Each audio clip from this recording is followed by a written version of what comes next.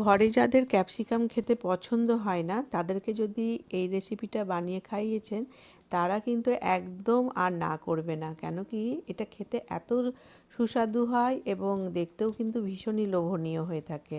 তো চলুন এটা কিভাবে বানিয়েছি আজকে আপনাদের সাথে শেয়ার করব। একটা বড় সাইজের ক্যাপসিকাম নিয়েছি, আপনি কম বেশিও করতে পারেন।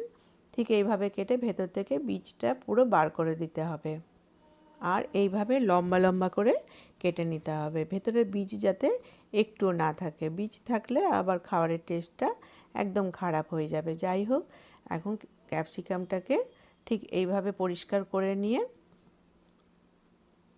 এইভাবে কেটে নিতে হবে, একটু ছোট ছোট সাইজের, একটু লম্বা করে।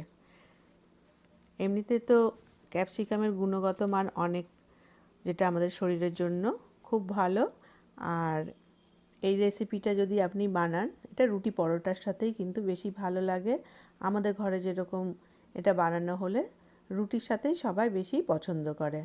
এখন একটা ফ্রাইং প্যানে আমি সর্ষের তেল নিয়েছি, তার মধ্যে ক্যাপসিকামগুলো দেখুন ঠিক এইভাবে কেটেছি। এটাকে এখন ফ্রাই করে নেব। এটাকে মিডিয়াম ফ্লেম দিয়েই এখন এটাকে ভেজে নিচ্ছি। এমনিতে ক্যাপসিকাম কিন্তু খুব তাড়াতাড়ি নরম হয়ে যায়। ওপর থেকে একটু লবণ দিয়ে দিলাম আর দিয়ে এটাকে আবার ভালো করে একটু নাড়াচাড়া করে নেব। এটাকে খুব বেশি কিন্তু ভাজার দরকার নেই, নাহলে এর কালারটা নষ্ট হয়ে যাবে। আর যেটা দেখবেন দেখতে শোভনীয় হয় সেটার কিন্তু স্বাদ কিন্তু আলাদাই থাকে। তো এটাকে এখন ভেজে নিয়ে একটা আলাদা পাত্রে ঠিক এই রকম অবস্থাতেই কিন্তু এটাকে তুলে রাখতে হবে। এটা বানানো খুবই সহজ। আর এর যে মশলাগুলো দেওয়া হবে সেটা কিন্তু একদম অন্য ধরনের। আমরা চিরাচরিত যেসব মশলা ব্যবহার করে থাকি নানা রকম রেসিপিতে, এর মশলাটা একদম অন্য রকম। এইভাবে তুলে রেখে দেব।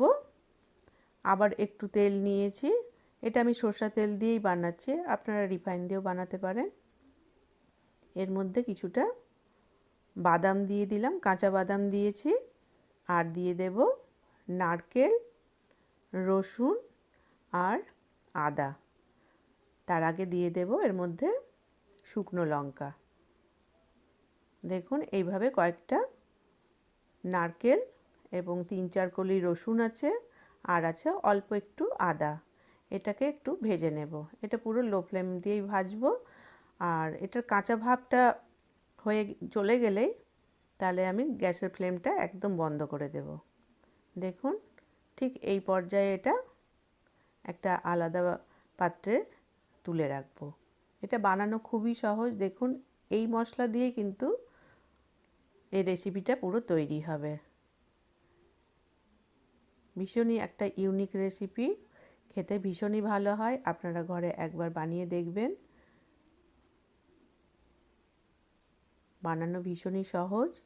দেখুন ঠিক এইভাবে ভেজে এটা একটা আলাদা পাত্রে তুলে রাখলাম। এবার এটা মিক্সিতে দিয়ে দেব। আর দিয়ে দেব একটা মিডিয়াম সাইজের টমেটো। টমেটোটা একটু লাল হলে এর কালারটা খুব ভালো আসবে।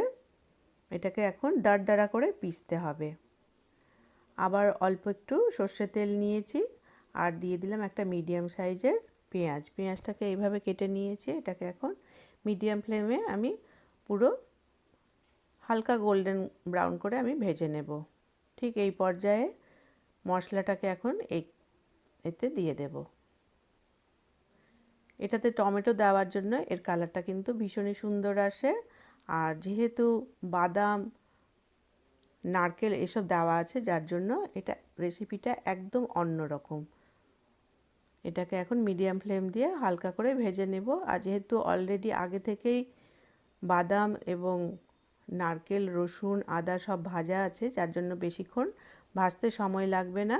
একটু জিরে গুঁড়ো, একটু ধনে গুঁড়ো, লাল লঙ্কার গুঁড়ো আর একটুখানি লবণ আর অল্প একটু হলুদ দিয়ে এটাকে ভালো করে কষে নেব।